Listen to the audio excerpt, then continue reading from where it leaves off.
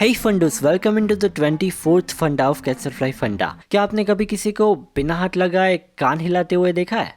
मे भी कहीं पर देखा होगा, पर आई एम क्यूरियस कि ये ट्रिक सब लोग कर सकते हैं क्या, और नहीं कर सकते तो क्यों नहीं कर सकते यार। इतना फैसिनेटिंग ट्रिक है और आई कैन अंडरस्टैंड। आपके पास कान हिलाने के अलावा और भी बहुत सारे इंपॉर्टेंट काम पड़े होंगे, पर हम सब रोज अपने मोबाइल, कंप्यूटर और अपनी पड़ोसन क्या कर रही है उसमें तो बहुत इंटरेस्टेड होता है। तो यहाँ पर अपनी ह्यूमन बॉडी के इतने फैसिनेटिंग फीचर्स जिससे आप पार्टी में शो ऑफ भी कर सकते हो, उसके लिए 5 मिनट तो बनती है ना यार। So back to the point, सब लोग बिना हाथ लगाए कान हिला सकते हैं क्या? Well, इसका आंसर है यस और नो भी। Let me explain. हमारे कान के अंदर एक ऑरिक्यूलर मसल का ग्रुप होता है। इस ग्रुप में मौजूद इस मसल को ऑरिक्यूलरिस एंटेरियर कहते हैं, जो कान को ऊपर की तरफ और आगे की तरफ खींच सकता है। ये है ऑरिक्यूलरिस सुपेरियर, जो कान को सिर्फ ऊपर की तरफ खींच सकता है, और ये है ऑरिक्यूलरिस पोस्टेरियर, जो कान को पीछे की तरफ खींच सकता है। नाउ आप सबने देखा होगा कि डॉग्स, कैट्स, घोड़े और बंदरों को भी जब कोई साउंड सुनाई देता है तो उनकी मुंडी से पहले उनके कान हिल जाता है, और यही सेम कैपेबिलिटीज हमारे कान के अंदर मौजूद ऑरिक्यूलर मसल भी कर सकता है। पर प्रॉब्लम यह है कि पूरा मसल ग्रुप इनएक्टिव मसल है। मतलब अगर आपकी उम्र 25 साल है और 25 सालों में आपने कभी भी ऑटोमेटिकली कान नहीं हिलाए तो आपके लिए थोड़ा डिफिकल्ट हो जाता है। पर इसका मतलब ये नहीं कि इम्पॉसिबल है, यू नो, क्योंकि कान हिलाने का फीचर एक वेस्टिजियल फीचर है। हमारे एंसेस्टर्स को इसकी जरूरत पड़ती थी, पर अब हम साउंड के रिस्पॉन्स पर कान नहीं, पूरी मुंडी हिला लेते हैं, और इसीलिए ऑरिक्यूलर मसल इनएक्टिव है। एक्चुअली इस पर एक रिसर्च भी हुआ है जो है फ्रॉम 1949। रिसर्च के मुताबिक जिन लोगों के पेरेंट्स ईयर विगलर थे उनके लिए कान हिलाना ज्यादा इजी हो जाता है। मतलब ये कुछ हद तक जेनेटिक भी है। पर रिसर्च में कुछ लोग ऐसे भी थे जिनके पेरेंट्स ईयर विगलर नहीं थे, पर फिर भी वो लोग आसानी से कान हिला पा रहे थे। इसका मतलब कान हिलाना सबके लिए पॉसिबल है, पर it depends on person and practice. कुछ लोग ऐसे होंगे जिन्होंने पहली बार इस वीडियो में इसके बारे में सुना होगा और पहली ट्राई में उन्होंने अपना नया टैलेंट फाइंड कर लिया, और कुछ लोग ऐसे होंगे जो बहुत ट्राई करेंगे पर उनके कान कभी कोई जवाब ही नहीं देंगे। सो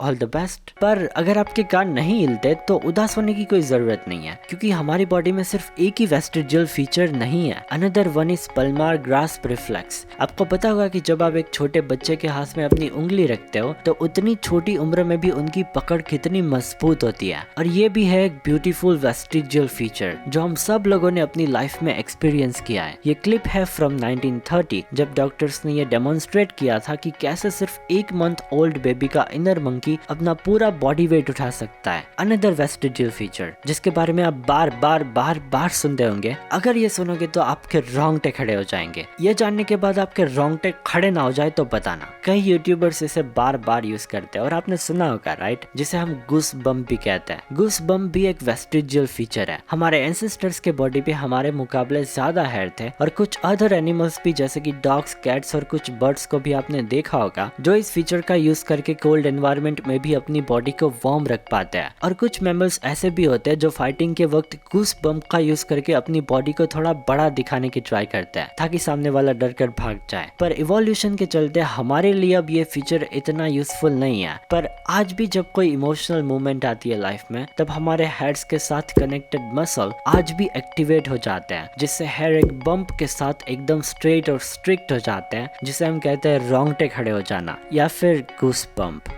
साउंड्स लाइक सारे वेस्टिजियल फीचर काफी इंटरेस्टिंग है, right? Goose bump, palmar grasp reflex, कान हिलाना। पर एक वेस्टिजियल फीचर है जो आज भी बहुत सारे लोगों को परेशान करता है। कई लोगों ने ये फील किया होगा कि हमारे जबड़े के एकदम एंड में जो दांत होता है वो कई बार मुंह में चुभता है। वो इसलिए क्योंकि ये दांत किधर भी कोई भी पोजीशन में घुस जाता है, और अगर ये दांत काफी बड़ा हो जाता है और अनसेटलिंग पोजीशन में होता है तो ये मुंह में इन्फेक्शंस भी क्रिएट कर सकता है। इसलिए कुछ लोगों को सर्जरी करा के इस दांत को निकलवाना पड़ता है। इस दांत को कहते हैं विस्डम टीथ, और ये भी एक वेस्टिजियल फीचर है। हमारे एंसेस्टर्स के जबड़े हमारी कंपैरिजन में काफी बड़े थे और उन्हें काफी स्ट्रॉन्ग और हार्ड प्लांट्स भी चबाने पड़ते थे, इसलिए उन्हें विस्डम टीथ की जरूरत पड़ती थी। पर आज के टाइम में तो हम वेजिटेबल्स, फ्रूट्स और गन्ने का भी जूस निकाल के पीते, इसमें नॉर्मल दांत की भी जरूरत नहीं पड़ती। विस्डम टीथ तो बहुत दूर की बात है। Another interesting vestigial feature is human tail. जब एक इन्फेंट वूम के अंदर डेवलप हो रहा होता है, जिसे जिसे हम कहते हैं जेस्टेशन। अराउंड पहले 6 वीक के जेस्टेशन पे बेबी की टेल डेवलप्ड होती है, पर इसके कुछ वीक्स बाद ये टेल डिसअपियर हो जाती है। पर हमारे डीएनए में कुछ छोटी छोटी मिस्टेक होती रहती है जिसे कहते हैं म्यूटेशन, और हमारी बॉडी के सेल्स इस म्यूटेशन को सॉल्व करते रहते हैं, पर कुछ केसेस में ये मिस्टेक